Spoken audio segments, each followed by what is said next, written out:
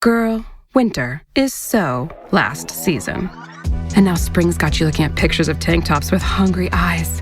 Your algorithm is feeding you cutoffs. You're thirsty for the sun on your shoulders. That perfect hang on the patio sundress. Those sandals you can wear all day and all night. And you've had enough of shopping from your couch. Done hoping it looks anything like the picture when you tear open that envelope? It's time for a little in-person spring treat. It's time for a trip to Ross. Work your magic. Ready to soundtrack your summer? With Red Bull Summer All Day Play, you choose a playlist that fits your summer vibe the best. Are you a festival fanatic, a deep end DJ, a road dog, or a trail mixer? Just add a song to your chosen playlist and put your summer on track. Red Bull Summer All Day Play. Red Bull gives you wings. Visit redbull.com/brightsummer ahead to learn more. See you this summer. Welcome to the Dr. Raj podcast with today's guest host, Becca Spahr. Becca Spahr is a certified relational health coach who works with veterans and their families to help them find friendship, expand their professional networks, and build a sense of belonging so they can thrive after service. She grew up as a military kid and later served for 20 years as a U.S. Marine, learning that likability, authenticity, and intention can create belonging anywhere. Becca inspires her audiences through keynote speeches, workshops, and coaching, teaching them that connection is a skill that anyone can master. And now, here's today's episode. Hi, and welcome to the Dr. Raj podcast. I'm Becca Spahr, your host today, chatting with Jessie Lewis. Jessie is a social health entrepreneur and coach, and she is focused on the science and strategy of human connection. You all know that social wellness gets me fired up, so I am really looking forward to this conversation. Jessie, welcome. Hi, Becca. I'm so glad to be here and seeing your beautiful face. I'm glad that you're here with me too. I'm excited to dig into this because you and I are in similar fields in social wellness, human connection, how it all fits together to make our lives better. What made you interested in getting into this field? I had quite a few parts of my life figured out, in a sense, where I am physically healthy. I got my mental health back on track. I'm starting to understand vocationally what I want to do with my life and find purpose. But then I'm like, who am I sharing these moments with? And why don't I have a lot of people to call immediately when I have something exciting or an event, or who am I sending invites to? So I had to step back and realize that I'm healthy in so many aspects, minus my social life. And then seeing the explosion of the Harvard study, like go essentially viral, how the biggest tell of your health will be how social you are. And I'm like, dang it, I thought I had health figured out. And I'm missing a huge component, which is connection. So that inspired me. Yeah, that's really well put. And I think that now that social wellness is getting a little bit more attention in terms of research being done and it being publicized, I hope that people are starting to kind of have that same realization, which takes a lot of like self-awareness and reflection. So interesting that you kind of figured it out on your own, like things are good, but something's still a little off, or maybe something could be better. So what did you do to try to improve your social health? One thing that helps, I recommend getting married because you want to have just landmines of triggers. Your partner is going to make you very aware of things that bother you. But that's just the start. That's the tip of the glacier. I think once you start to realize, hey, not everything is a them problem. If I see this trend in the friendships that I have, if I see this trend in my family, in my work relationships, I started to see a trend that I did not like confrontation or big feedback. And so essentially it's like, we need to start seeing patterns for what they are and maybe look in the mirror. So most people aren't going to do this because it's super uncomfortable to have to say, hey, maybe it is me. Maybe I am the problem. So that's one. And then number two, it really is taking an audit of patterns. look back at your friendships. Do you see a common theme between them? And that was a thing for the last 2 to 3 years when I did decide, hey, I am lonely. I want to put myself out there. When I started to put myself out there and I got on Bumble, I started to connect with people. And about the first 3 girls, a year and a half, I noticed that they were all very similar. I was attracted to them. They had a vibrant Instagram, very colorful, cute outfits. But we just were so surface level. And I'd never been super surface level in my past, but I think the way I was approaching my pursuit of community, it was so desperate that I was like, everybody come, you're colorful, you're exciting, you want to go to events. And I stayed there. I stayed at the top of this. I stayed at the surface. And then I started to see this pattern. All of these 3 women that I was building relationships with, we did not have a lot of vulnerability. We looked cute in pictures. We looked amazing, but we didn't have the comfort to call each other whenever we wanted. Like, it was very strict boundaries. We plan ahead. We only show up at this time. There's no popping in. We would be uncomfortable if we wanted to pop in. So that's the second thing I would say is you need to take an audit of your past friendships.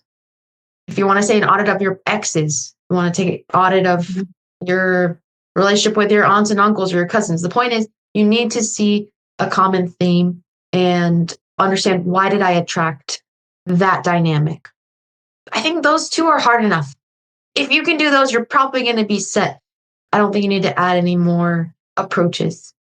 So once you've done an audit and you've kind of thought about like, okay, these are the friendships I've had over the years, or these are the other, maybe even like familial relationships that I've had, and kind of think about the evolution of those. How did they go? What was right? What was wrong? What felt good about it? What could have been better?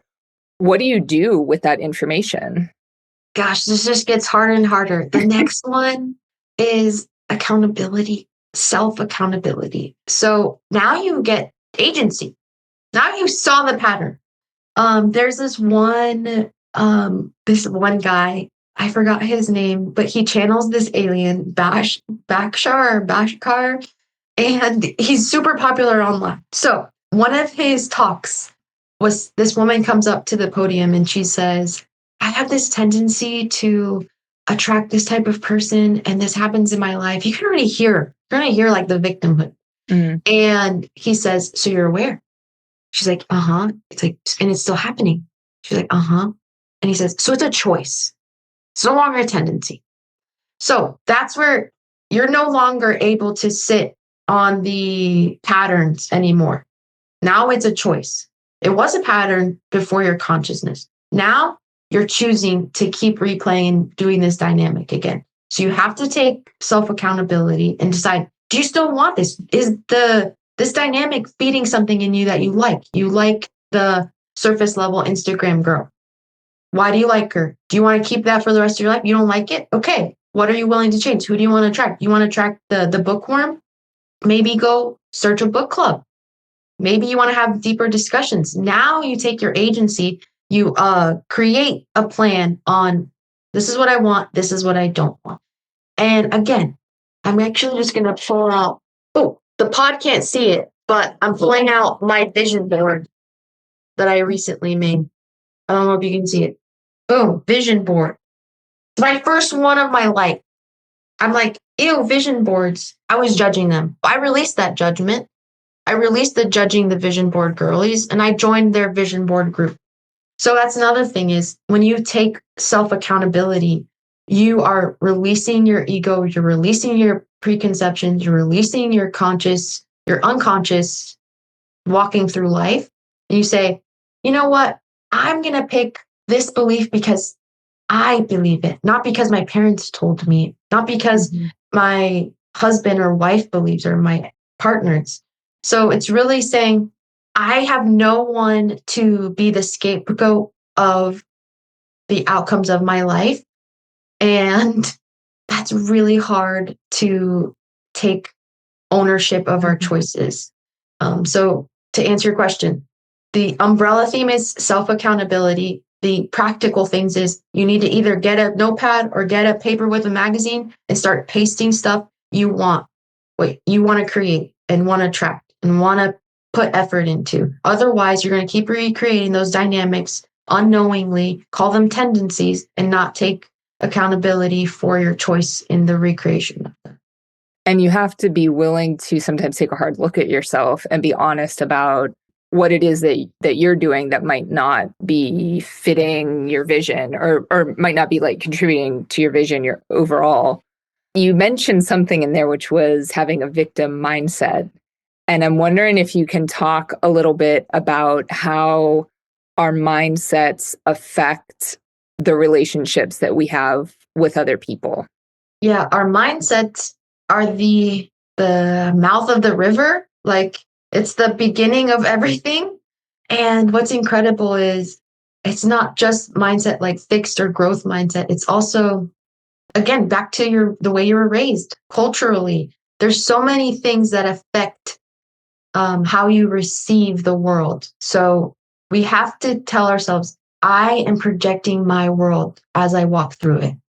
Like, if you are going to a networking event, and actually this happened last night when I was at my Women in Sports and Events event. I was chatting with one of the panelists and their mentor, and she is from a more religious background and not using profanity. She's very cut and dry, literal. And she said that at an event she went to, a woman was chatting with her, and she got offended. She's like, I don't use that word. Like, she doesn't speak like that. But the girl, she is from maybe a different generation, a different part of the country. She didn't mean it like you are a B word. She was just like, girl. Mm-hmm. And the fact that if I am not carrying, or if I'm not noticing the preconceptions I'm carrying, I will immediately interpret it in the way that I see the world. Mm-hmm. Doesn't matter how you intended it. So the point is that we have to understand that we are walking projections and bouncing into other people projecting.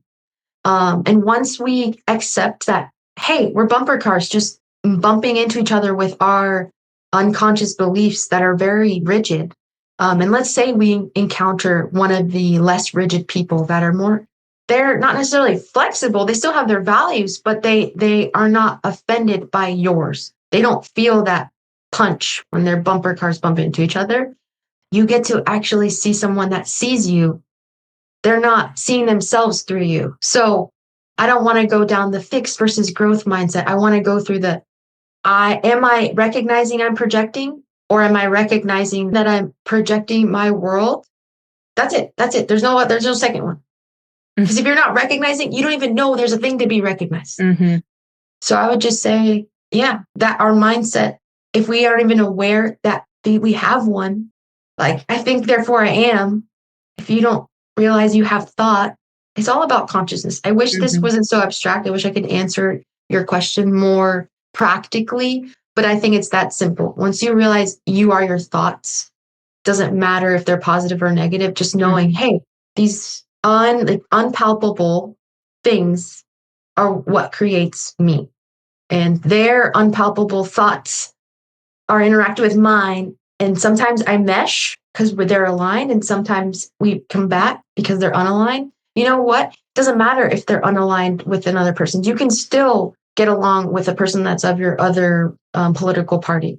But you need to just be aware. I'm having these projections. They're having theirs. We can still share a meal.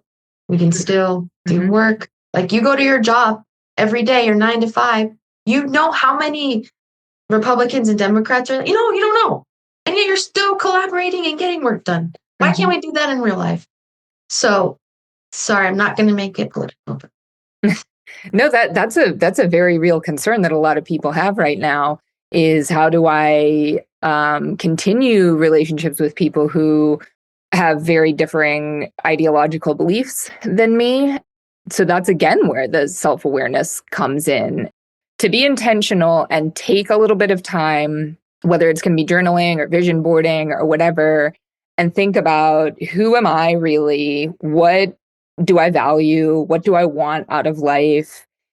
Is kind of the first step in choosing the relationships that are going to get those like values and beliefs kind of fulfilled or be in alignment, and get you the type of friends that you want so you can get the things that you want.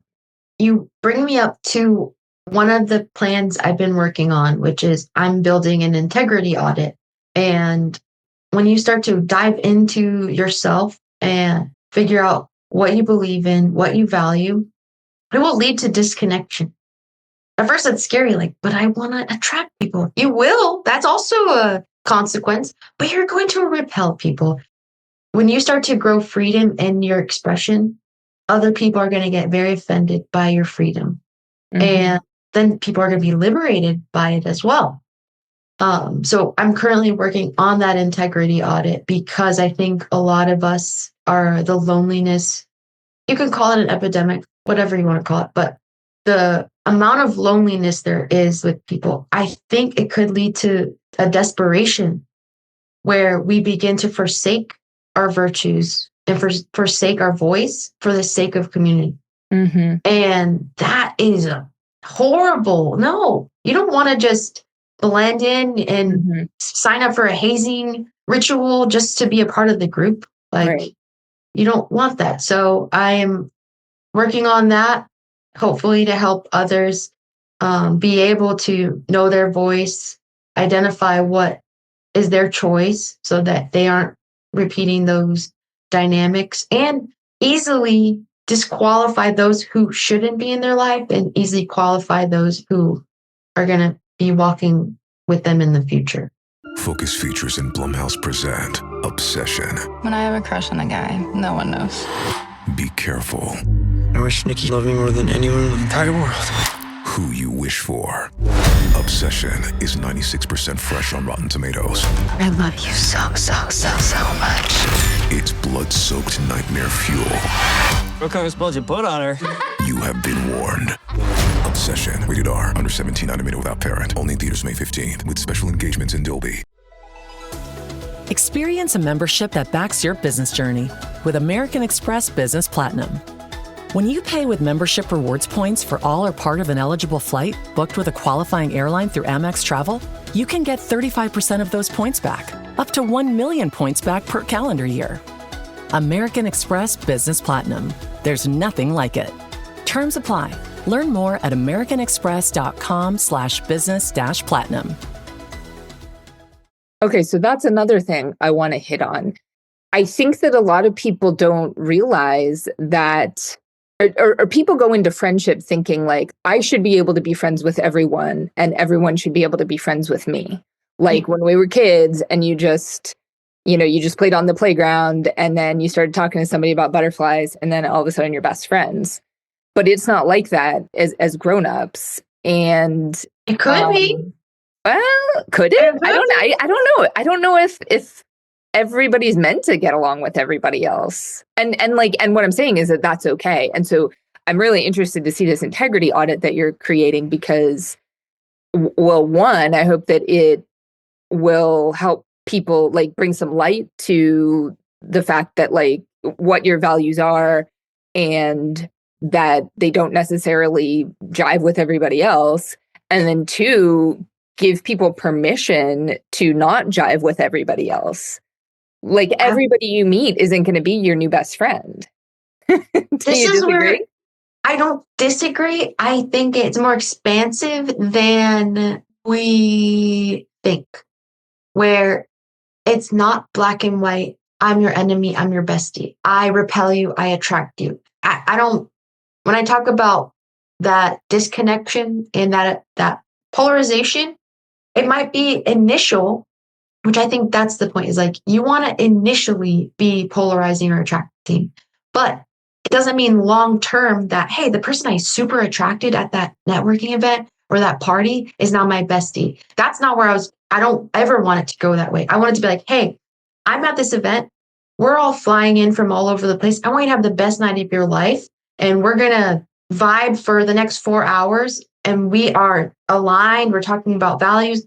I might not see you again, but at this event, I had an amazing time and I was open and I was present. So I think the fact that we always, as women especially, we go to bestie mode immediately. Yeah. Stop. No, you could get in an accident tomorrow, not even be here. Like, what are we talking about? So I think we need to recognize, be present here, be fully yourself, be fully opinionated, be fully alive, fully enjoy your bottle of water, your glass of wine here with you. Then maybe, the next event, let's see if it can be recreated.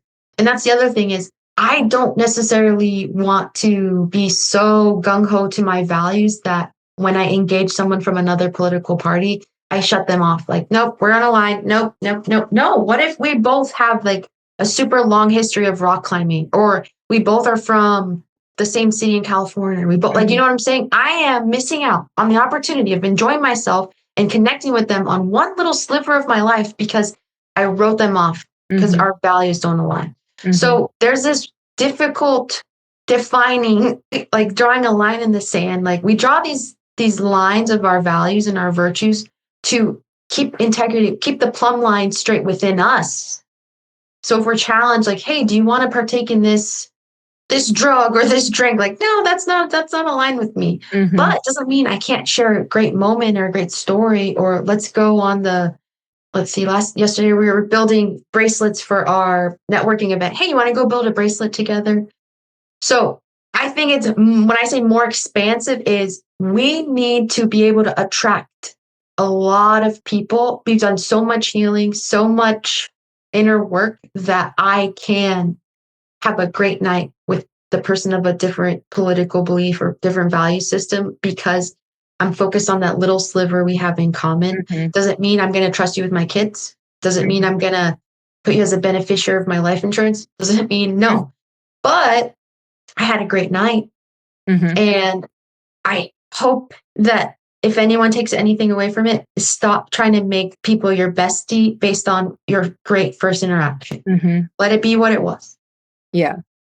Okay. So I like that. So I guess bestie mode's like beast mode when you're making friends. You just want to go like full on and like dive right in, push as hard as you can, make a bestie. But you're saying that doesn't always have to be that way. And sometimes it's better to just sort of be present in the moment.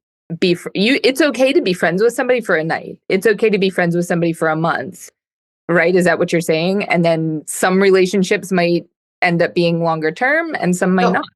The only reason I say that is I've not been diagnosed as avoidant, but I'm self-diagnosing. And if you were to say, I want to be best friends, I actually had 3 people do that to me this year after knowing me for a little bit, maybe a couple months, like, we should be best friends. And I'm like, calm down. To me, best friendship is one of the things that I value most. So I don't joke around with that. So maybe you're talking to the wrong person for that specific question, because that's very, very special to me. But it's like trying to fertilize plants with industrial grade fertilizer when it should be a natural process. We need to stop trying to optimize friendship, optimize your health in other ways, but one place that should feel natural, and I say that with an asterisk, but the force energetically, you forcing yourself into a future or a vision with someone, whether it be marriage, like imagine the girl that is a fiance and she's like, give me the ring. Do you think he wants to give her the ring? No. Same thing is breathe.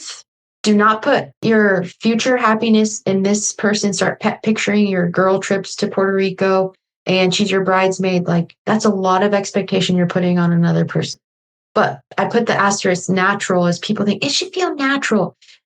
They're not wrong. But that is not removing the responsibility you have to be disciplined and setting something on the calendar, reaching out to them.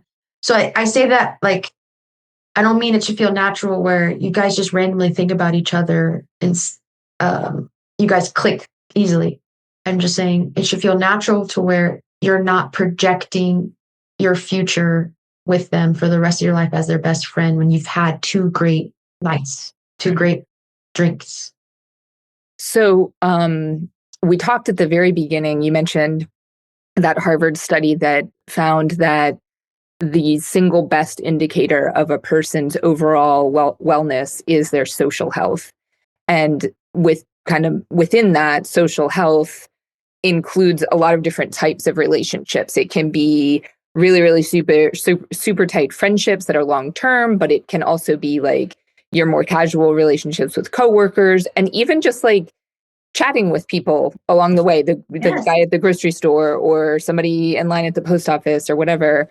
So tie that all together for me, how all of those different types of relationships fuel us and improve our social wellness. Confidence is evidence.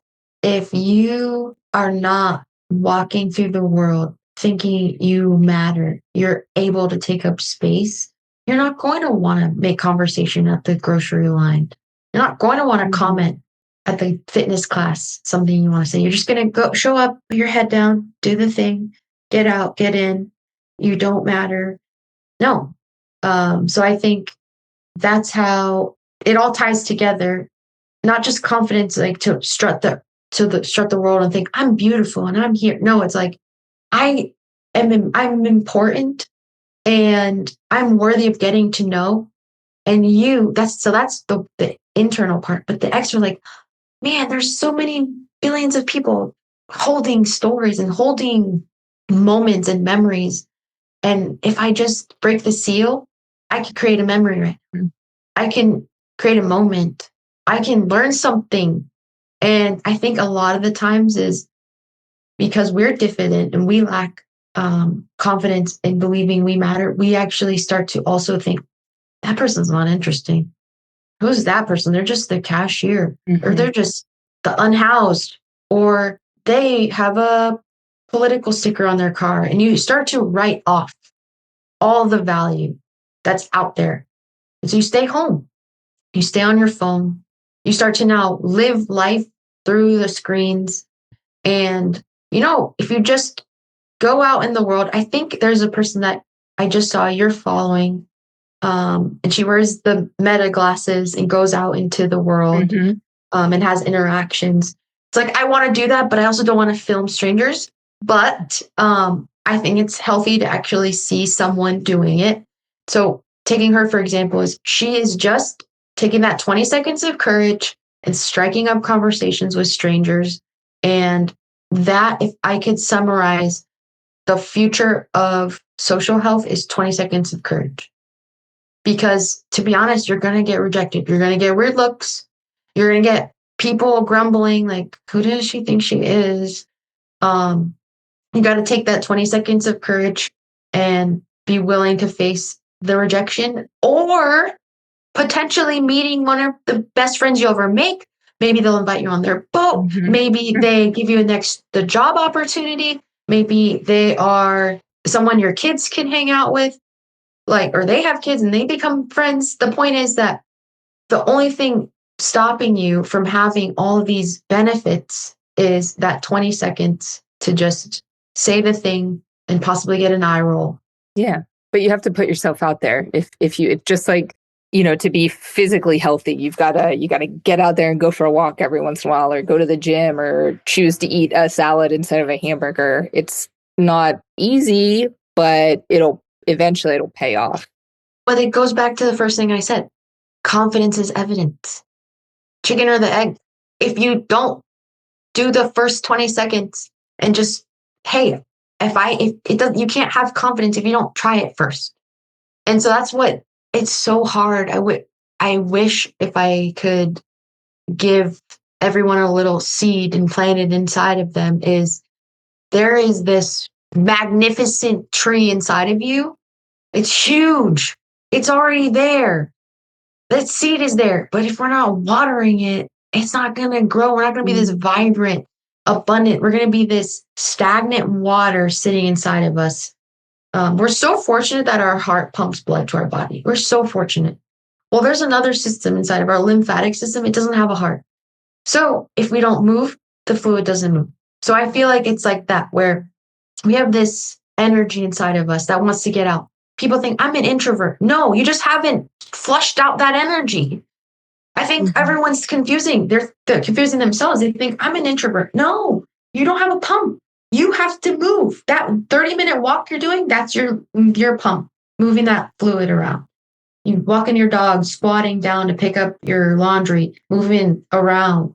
That is moving that energy around. And I think the same thing is we are not doing our daily figurative walk socially, and we're not moving that energy around with people. And we think, oh, I just like being alone. Like, no, you just aren't moving that around. Jessie, you have some really good insights and a lot of great analogies too. I love talking to you, and I feel like I could just keep talking to you all day, but we have to wrap it up. So to all our listeners out there in Podland, if you found something useful out of what Jessie had to say about social confidence and getting out there and being self-aware and being intentional about attracting the people that you want in your life, please think about sharing this with somebody. Definitely hit the like button so you can get more. And actually, Jessie has a phenomenal Instagram page that I look at almost on a daily basis. So definitely check that out. I will put it in the show notes. Jessie, I'm excited to hear more from you and continue to watch the work that you're doing to get this very important message out. So thanks for being with us today. Thank you, Becca. I appreciate you. All right. We'll talk to you again soon. Thank you for listening to another episode of the Dr. Raj Podcast. If you enjoy the show, then please make sure to follow us on your favorite podcast app and leave a rating while you're there.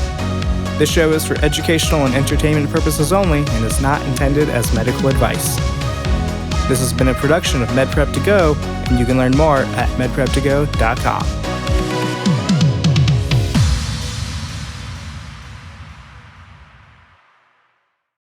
You can't reason with the sun. Trust us, we've tried. This summer, it's time to put that angry ball of fire on mute. Columbia's OmniShade technology is engineered to protect you from the sun's harsh rays that can burn and damage your skin. The sun is relentless, but so is our gear. Level up your summer at Columbia.com to spend more time outside and less time slathering on aloe lotion. You're welcome. Columbia, engineered for whatever.